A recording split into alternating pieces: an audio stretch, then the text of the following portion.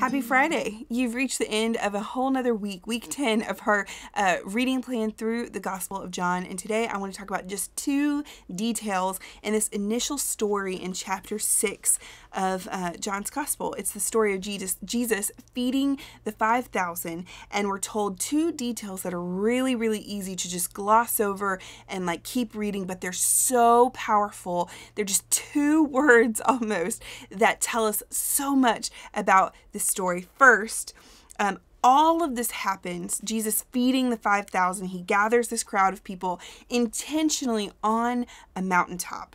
And that's really important because mountaintops in the Bible mean something pretty specific.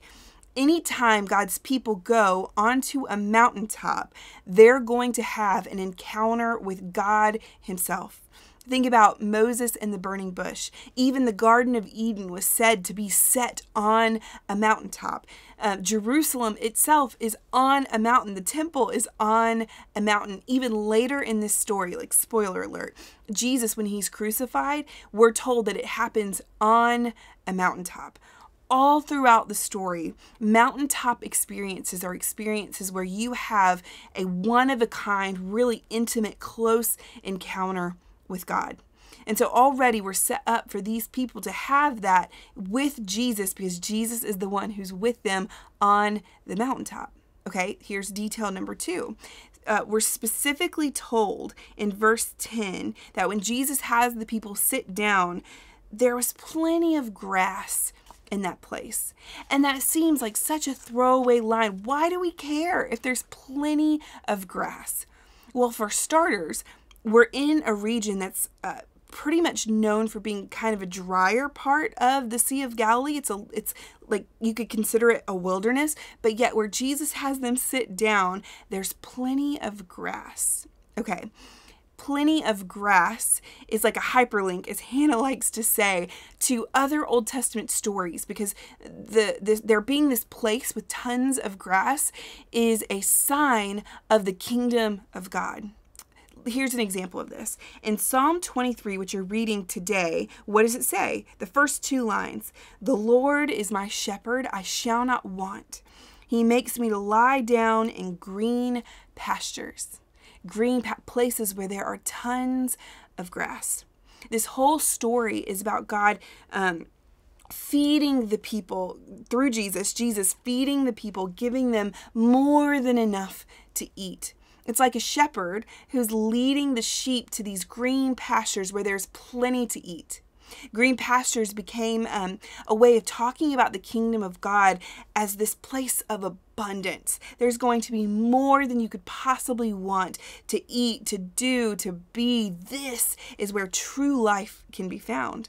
And so the fact that Jesus has them gather in this place where there's lots of grass, He's showing them, if you just keep following me, I'm going to lead you to the places that bring you life, where the kingdom of God is there in abundance.